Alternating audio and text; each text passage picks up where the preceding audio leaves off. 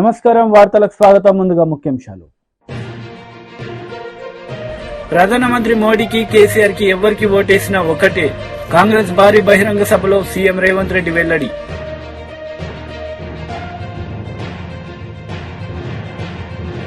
AP ప్రభుత్వ సలహాదారు Sajjala Ramakrishna Reddy press meet. పలు అంశాలపై వివరణ.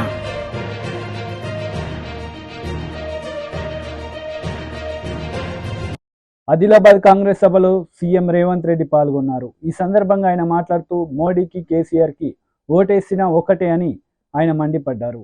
శాతం ఉంటే అంత శాతం నిధులు వాళ్ళకి ఇవ్వాలని ఇవాళ మా ప్రభుత్వం నిర్ణయం తీసుకున్నది.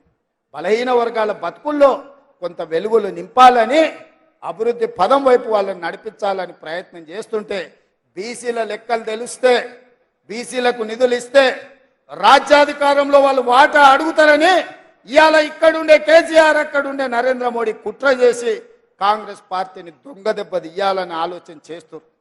అందుకే మిత్రులారా, మీరు మోడీకి ఓటేసినా కేసీఆర్కి ఓటేసినా ఒక్కటే. వీళ్ళిద్దరు ఒక్కటే తోడు దొంగలు. ఈ తోడు దొంగలలో ఒక దొంగను డిసెంబర్ నాడు బండకేసి కొట్టిర్రు. రెండో దొంగను వచ్చే నెల మీరు గోడకేసి కొట్టాలి. మే 13 తారీఖు నాడు గోడకు మేకు దిగినట్టు బీజేపీలను కోదండమేసి కొట్టాలి. బీజేపీని ఓడగొట్టాలి. ఎందుకంటే 10 ఏళ్ళు మనల్ని ఏలిన నరేంద్ర మోడీ మనల్ని మోసం చేసిండు. మన ఖాతాలో 15 లక్షల రూపాయలు పేదోళ్ళకి వేస్తాను ఇవ్వలేదు. ప్రతి పేదవాడికి ఇల్లు కట్టిస్తాను ఇవ్వలేదు.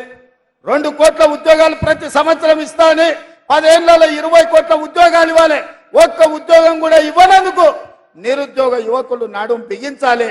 మోడీని ఓడగొట్టాలి.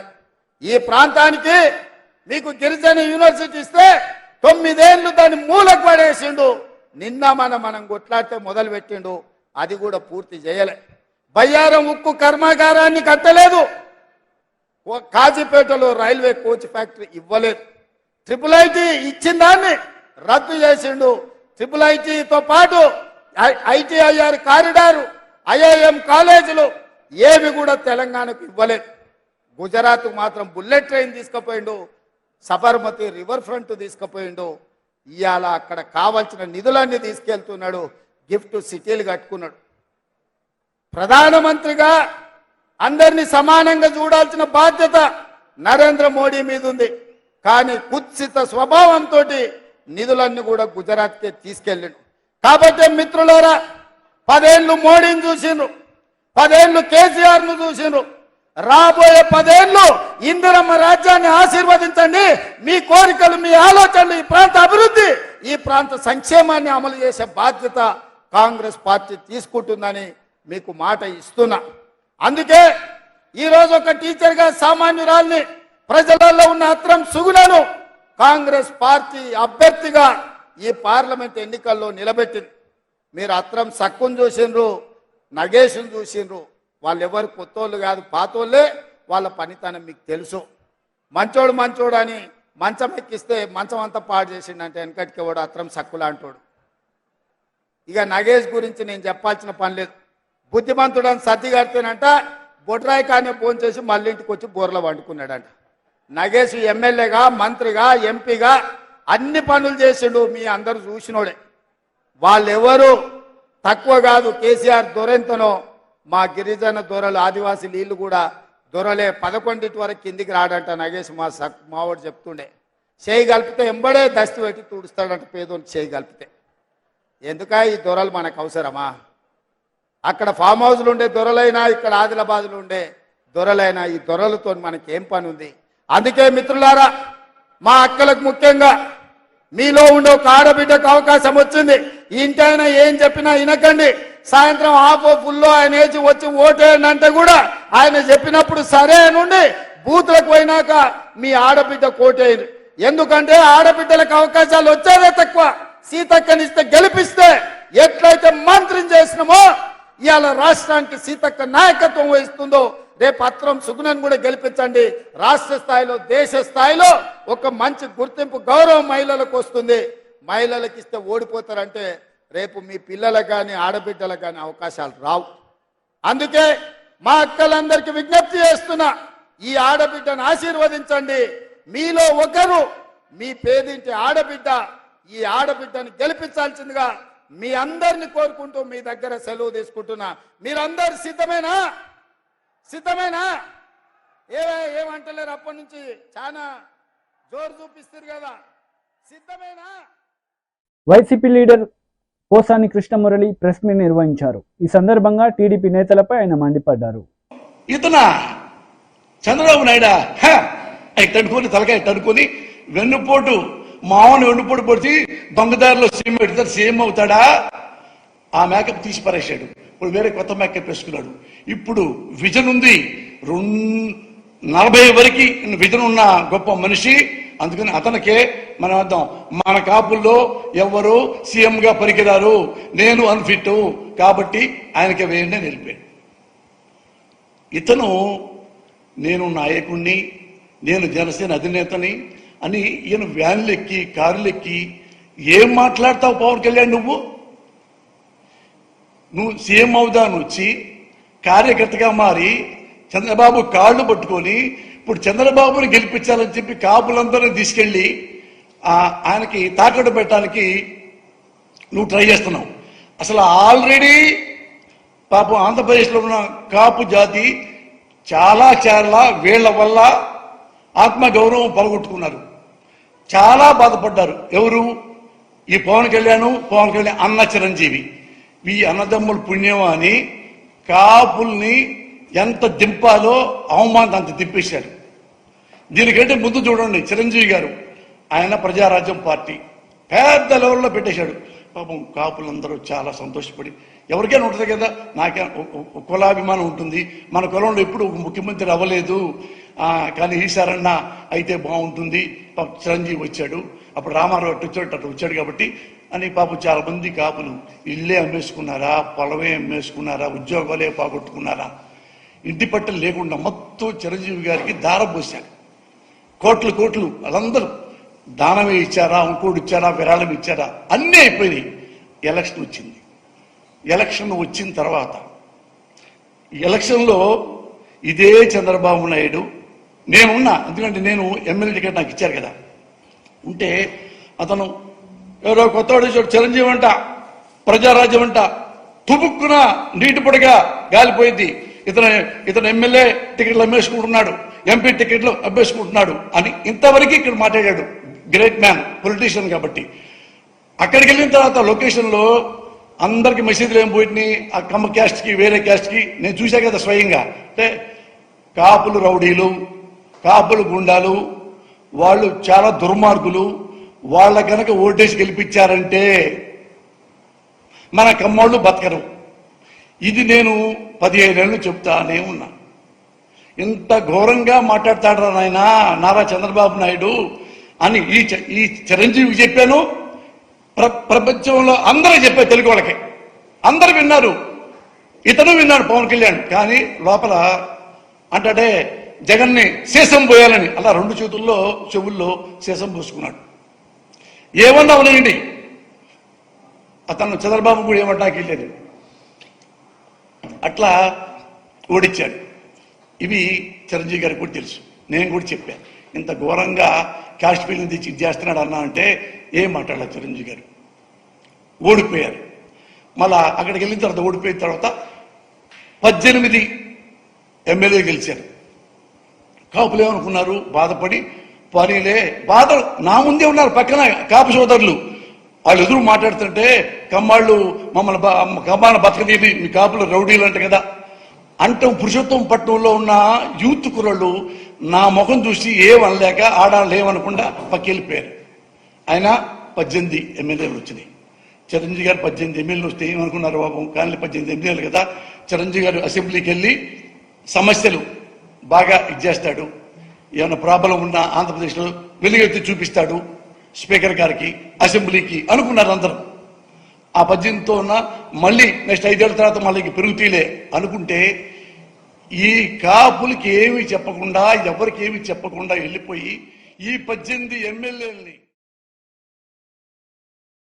ఎమ్మెల్సీ అశోక్ బాబు మీడియా సమావేశం నిర్వహించారు. ఈ సందర్భంగా వైసీపీ నేతలపై ఆయన మండిపడ్డారు. కన్ఫ్యూజన్ క్రియేట్ చేసి అసలు ఎంప్లాయీస్ ఓట్లు తీసేస్తారా, ఇవ్వరా అనే ఒక పరిస్థితి తీసుకొచ్చారు.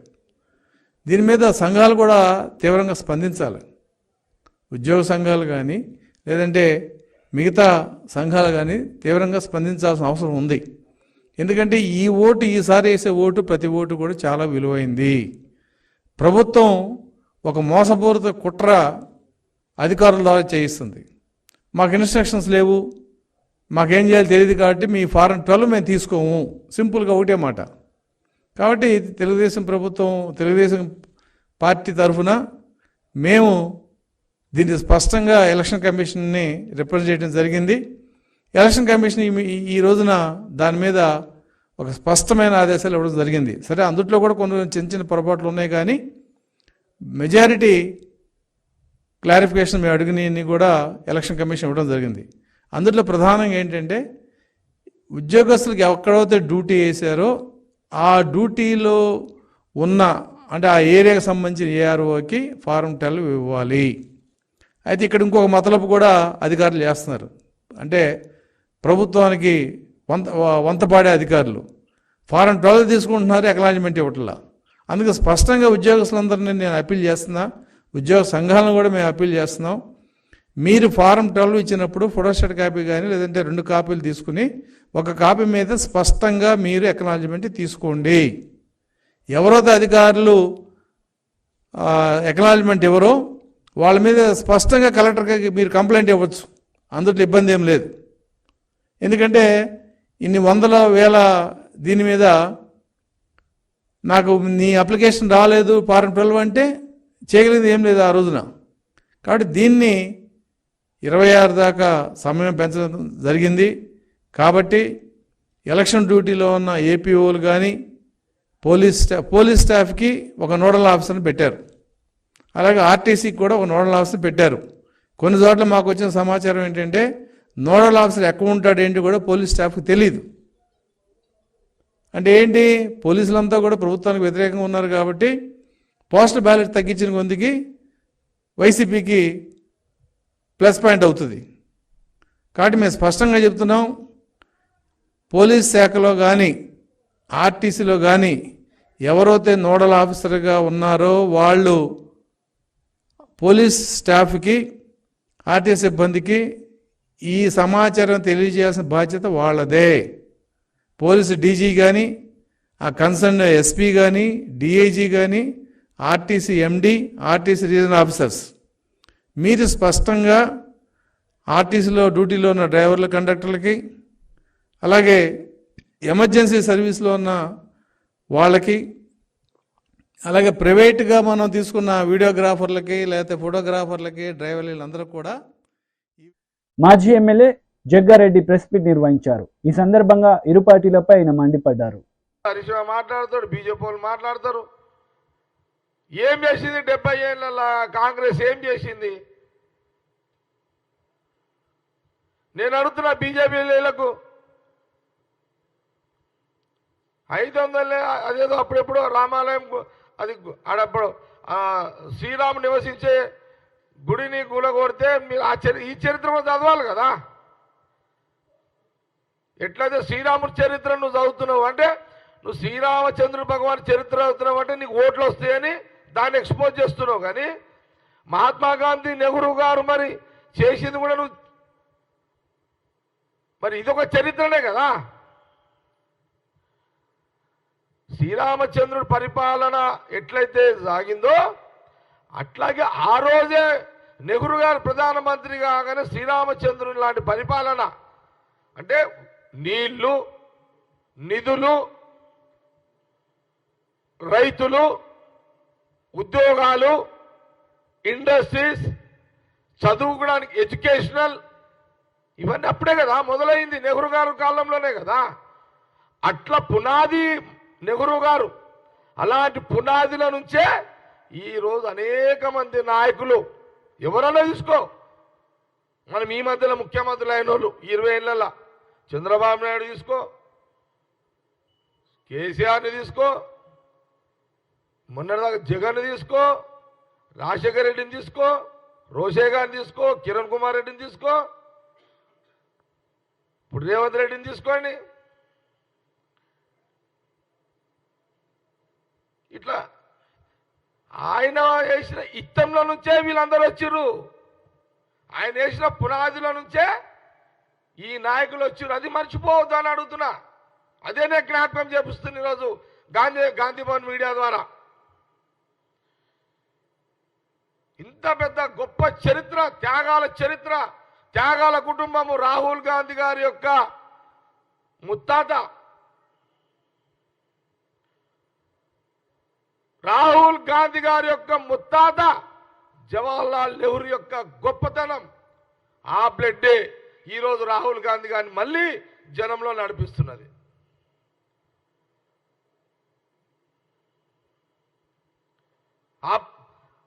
ఆ బ్లడ్కి ఆ పవర్ ఉంది, త్యాగాల బ్లడ్ అది రాహుల్ గాంధీ గారి యొక్క కుటుంబం.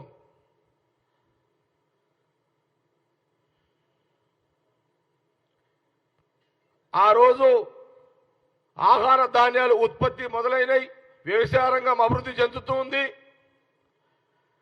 కరువు వస్తే కూడా, ఎప్పుడన్నా కరువు వస్తే, వర్షాలు పడకుండా కరువు వస్తే ఒక 3 సంవత్సరాలు ధాన్యాలు నిల్వ ఉండే విధంగా గోదాములు కూడా కట్టడం జరిగింది. దేశం మొత్తము అకాల వర్షాలు లేకపోయినా, వర్షాలు వచ్చి పంటలు కొట్టుకోపోయినా, లేకపోతే వర్షాలు లేక పంటలు ఎండిపోయినా, ధాన్యం లేకపోతే 3 సంవత్సరాలు కరువు ఉంటే ఆ 3 సంవత్సరాల్లో ధాన్యము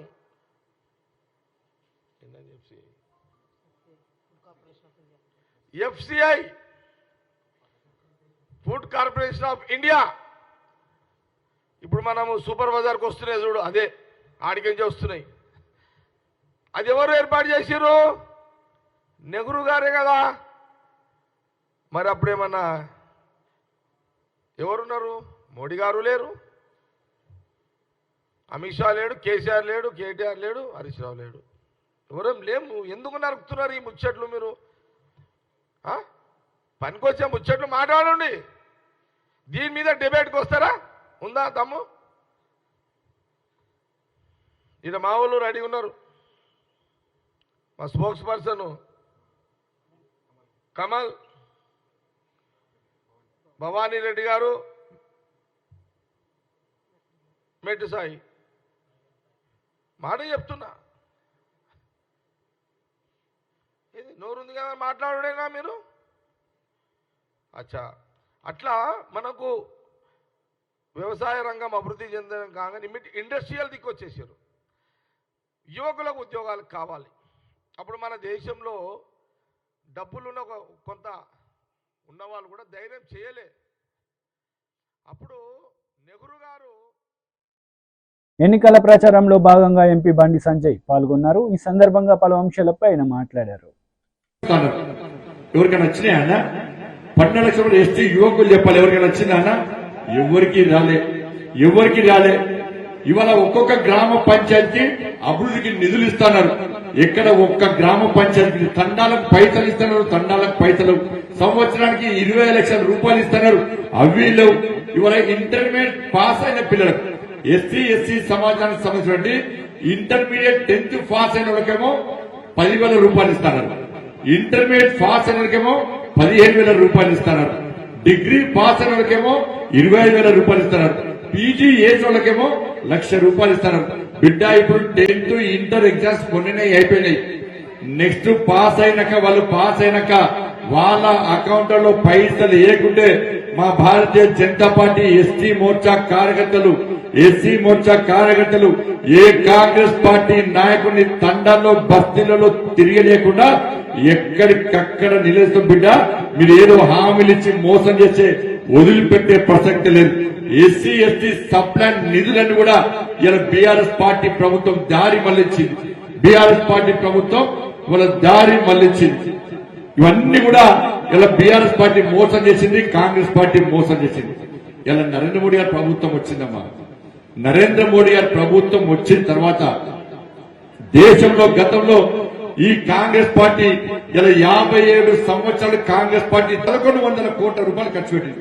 కేవలము 57 సంవత్సరాలు 1,100 కోట్ల రూపాయలు మాత్రమే ఖర్చు పెట్టింది. కానీ నరేంద్ర మోడీ గారి ప్రభుత్వం 2020 59,000 కోట్ల రూపాయలు ఖర్చు పెట్టిందన్నారు. ఎస్సీ ఎస్టీ విద్యార్థులు కాంగ్రెస్ పార్టీ ప్రభుత్వం దాన్ని అమలు చేయకుండా విద్యార్థుల మధ్యనే చదువులు పెట్టారు. కానీ నరేంద్ర మోడీ గారి ప్రభుత్వం వచ్చినాక 2020లో 59,000 కోట్ల రూపాయలు ఖర్చు పెట్టడంతో ఎస్సీ ఎస్టీ విద్యార్థులు ఉన్నత చదువులు చదివి ఇలా పెద్ద స్థాయికి పోతున్నారంటే అది కేవలం నరేంద్ర మోడీ గారి ప్రభుత్వం యొక్క చలవ. ఇలా మొదటి కూడా కాంగ్రెస్ పార్టీ కానీ ఇప్పుడు బీఆర్ఎస్ పార్టీ ఎస్సీ ఎస్టీలను ఓటు బ్యాంక్ గా చూసింది తప్ప ఏ రోజు వాళ్ళకు న్యాయం చేసిన దాఖలలో.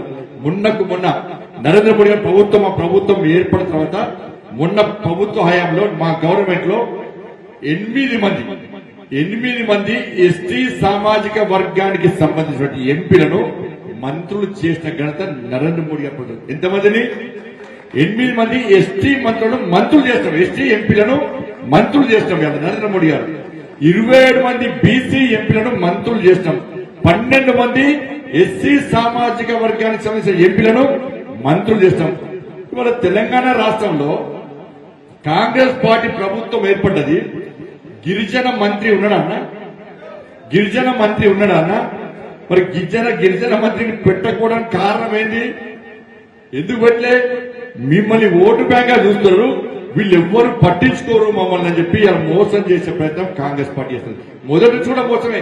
అంతెందుక మొన్నటి దాకా మన రాష్ట్రపతిగా ద్రౌపది ముర్ము గారు, మీకెవరికైనా తెలుసా? అంతకుముందు ద్రౌపది ముర్ము గారు ఎక్కడో మారుమూల ప్రాంతానికి సంబంధించిన ఒక గిరిజన ఆడబిడ్డ ద్రౌపది ముర్ము గారిని రాష్ట్రపతిగా చేయడానికి భారతీయ జనతా పార్టీ నరేంద్ర మోడీ గారు ముందుకొస్తే ఇదే కాంగ్రెస్ పార్టీ బీఆర్ఎస్ పార్టీ ఇద్దరు కలిసి ఇలా గిరిజన బిడ్డ రాష్ట్రపతి కావడానికి వీల్లేదు, గిరిజనులు రాష్ట్రపతి కావడానికి వీల్లేదు.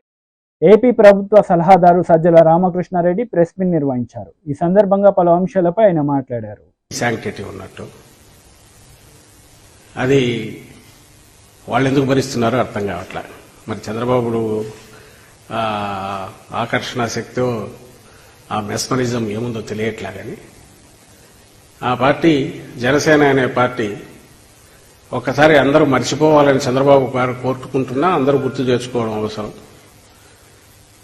పవన్ కళ్యాణ్ గారికి ముఖ్యమంత్రి పదవి కనీసం 2 ఏళ్లు ఇవ్వాలని ఆయన పిలుచుకునే ముద్దుగా జన సైనికులు, వీర మహిళలు వాళ్ళందరి కోరిక అయితే, అలాగే కాపు నాయకులందరి కోరిక అయితే ఆ 2.5 ఏళ్ళు అది పోయి ఆఖరకు అందుకు అవసరమైన 40-50 సీట్లు అంటే అవి పక్కకు పోయి ఆఖరికి అవి 24 సీట్లని, ఆ 24 సీట్లు కాస్త మళ్ళీ ఆఖరికి 24 అనౌన్స్ చేశారు. దాని ఇంటర్ప్రిటేషన్ కూడా ఇచ్చిన తర్వాత ఎగ్జాక్ట్ బీజేపీ మళ్లీ వచ్చి ఫైనల్ కూటమి షేప్ తీసుకునే టైంకి అది 21కి పడి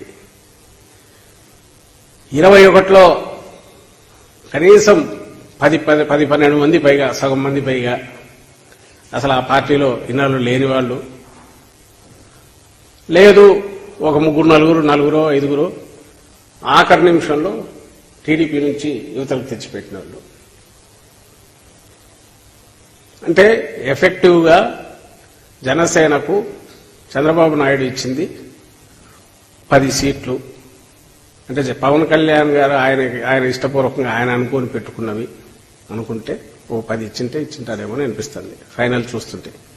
ఇంకా బీఫామ్స్ ఎవరైనా ఇవ్వకపోతే అవి మారుస్తారేమో. ఏదో తిరుపతి అంటున్నారు, మరి అది ఎంతవరకు ఒకవేళ ఇప్పుడున్న అభ్యర్థిని మార్చి టీడీపీ అభ్యర్థిని జనసేనలోకి తెచ్చి జనసేనలో వేస్తారని, అది కూడా అయితే ఇంకొకరు యాడ్ అవుతారు. పిఠాపురంలో కూడా పవన్ కళ్యాణ్ తిరగాల్సి ఉంటుందని చెప్పి తీసి వర్మని ఆయనకి ఇస్తే పవన్ కళ్యాణ్ రాష్ట్రమంతా తిరగాల్సిన బాధ్యత నాకుంది కదా, జగన్మోహన్ రెడ్డి గారి పాలనను మార్చాలా, చంద్రబాబును తీసుకురావాలనే పవిత్ర కర్తవ్యం నాకుంది కదా, నేను రాష్ట్రమంతా తిరగాలి కదా అని పవన్ కళ్యాణ్ గారు అనుకుంటే, అలా అనుకున్నట్టు చంద్రబాబు చేస్తే బహుశా పిఠాపురం కూడా జనసేన తరఫున పెట్టొచ్చాము. ఎవరిని ఇప్పుడు టీడీపీ నాయకుడుగా టికెట్ కోసం ట్రై చేసిన వ్యక్తిని పెట్టి ఆయన కూడా నుంచి తప్పుకోవచ్చాము. అది ఇప్పుడు బీజేపీ కనిపిస్తుంది. బీజేపీలో కూడా ఆ అభ్యర్థిని అక్కడ ఇప్పుడున్న బీజేపీ అభ్యర్థిని. ఇది సీటేమో టెక్నికలీ బీజేపీకి ఉండాలి, అభ్యర్థి మాత్రం టీడీపీ వారు రావాలి. అది కోరుతున్నది ఎవరు? వార్తలు వస్తున్న దాని ప్రకారం చంద్రబాబు నాయుడు గారు వదిన గారు ఎవరైతే బీజేపీలో ఉన్నారో, బీజేపీ అధ్యక్షురాలు ఉండడం కాదు, ఆమె రాజమండ్రి నుంచి పోటీ చేస్తారు కాబట్టి ఆమె పార్టీ అభ్యర్థి అయితే, బీజేపీ నాయకుడైతే ఆ నాయకుడి మీద నమ్మకం లేదు కాబట్టి తెలుగుదేశం పార్టీ నుంచి తన మరిది గారికి చెప్పి ఒకరిని తెచ్చేట పెట్టుకుని పైన ఒప్పించుకునే ప్రయత్నం చేస్తారని అంటున్నాడు. ఇది ఈ వీళ్ళ తాలూకు ఇప్పుడు ఇక్కడ రాష్ట్రంలో ఎన్డీఏ కూటమి బండారం ఎట్లుందంటే, ఇది ఎప్పుడు వింటుంటాం పంచపాండవులు మంచం కోళ్ళని. పంచపాండవులు ఎంతమంది అంటే, పంచపాండవులు అనేది 5 అనేది ఉంది. తెలియని ఇప్పుడు పంచపాండవులు అంటే ఎంతమంది అంటే.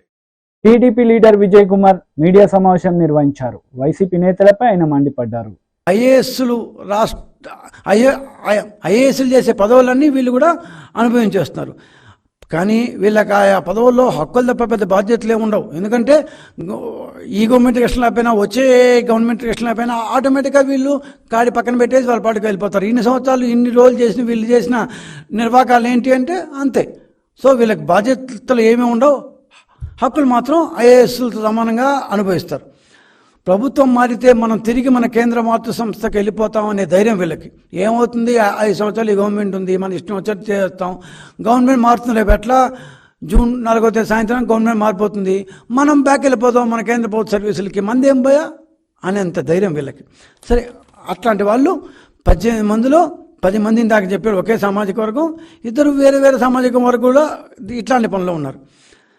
సరే, వీళ్ళు ఏమేం చేశారు, ఎందుకు వీళ్ళ మీద ఇంత విచ్చుకుపడుతుంది తెలుగుదేశం పార్టీ అన్నప్పుడు, ఒక 7-8 మంది లేకపోతే ఓ 9-10 మంది ఈ డిప్యూటేషన్ మీద వచ్చిన వాళ్ళు చేసిన నిర్వాకాలు మనం ఒక్కసారి పరిశీలిస్తే వీళ్ళ గురించి ఎందుకు మనం ఇంత హైరాణ పడుతున్నామో, ఎలక్షన్లు వీళ్ళు ఖచ్చితంగా ఇంపాక్ట్ చేస్తారు, వైకాపా గవర్నమెంట్కి అనుకూలంగా ఇంపాక్ట్ చేస్తారు, ఎందుకు తెలుగుదేశం పార్టీ డిమాండ్ చేస్తుందో అర్థమవుతుంది.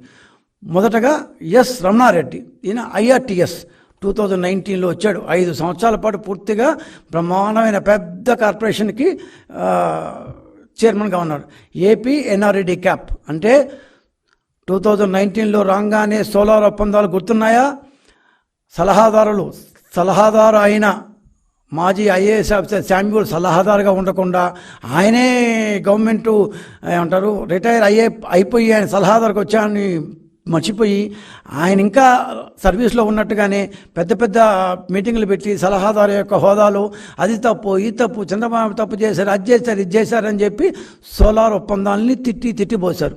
చివరికి జపనీస్ సాఫ్ట్ బ్యాంక్ ఎవరైతే సహాయం చేసిన ఆ soft bank, Japanese ambassador, Japan government వీళ్ళ మీద ప్రధానమంత్రి మోడీకి రిపోర్ట్ చేస్తే మోడీ అక్కడి నుంచి 4 మొట్టికాయలు వేస్తే అన్ని మూసుకొని మళ్ళీ అదే సోలార్ ఒప్పందాన్ని తిరిగి రాశారు. ఈసారి ఇంకొద్దిగా మన రాయితీల్ని, మేమిచ్చిన రాయితీల్ని తిట్టిపోసిన వాళ్ళు మాకంటే ఒక 4 రాయితీలు ఎక్స్ట్రా ఇచ్చాడు. ఎందుకు ఇచ్చారయ్యా అంటే, ఈసారి కాంట్రాక్ట్ ఇచ్చిన వాళ్ళందరూ మనోళ్ళంటే వైకాపా వాళ్ళే. రమణారెడ్డి గారు ఆయన యొక్క లాయల్టీని బాగా దాన్ని వాడారు. వైసీపీ నాయకులకు దశాబ్దాల పాటు చెల్లుబాటు అయ్యే రాయితీలను కట్టబెట్టారు. 1000 ఎకరాల కేటాయింపులు జరిగిపోయాయి. ఈయన టెన్యూర్లో అంతా స్వామి భక్తే పూర్తి స్థాయిలో సాష్టాంగ పడిపోయారు. ఎట్లా పడిపోయారంటే, సోలార్ ఒప్పందాల పేరుతో అరబిందో, ఇండోసోల్ ఇట్లాంటి కంపెనీలకి లక్షల ఎకరాలు, దాదాపు 1,20,000 ఎకరాలు, ఒక కంపెనీకి సోలార్ ఒప్పందాల కోసం 70,000 ఎకరాలు, అరబిందోకి ఇంకో 30,000 ఎకరాలు, మొత్తం కలిసి 3-4 కంపెనీలకి 1,20,000 ఎకరాలు ఈ రమణారెడ్డి గారు కట్టబెట్టారు. ఇది వైకాపా పార్టీకి ఆయన చేసిన ఏమంటారు, ఆయన్ని డిప్యూటేషన్ మీద తీసుకొచ్చి. వార్తలు ముగించే ముందు ముఖ్యాంశాలు మరోసారి. ప్రధానమంత్రి మోడీకి, కేసీఆర్ కి ఎవరికి ఓటేసినా ఒకటే. కాంగ్రెస్ భారీ బహిరంగ సభలో సీఎం రేవంత్ రెడ్డి వెల్లడి.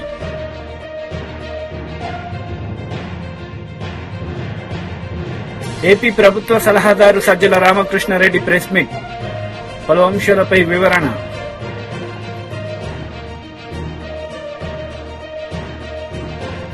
ఈ వార్తలు ఇంతటితో సమాప్తం. తిరిగి ప్రసారమయ్యే వార్తల్లో మళ్ళీ కలుద్దాం. అంతవరకు సెలవు. నమస్తే.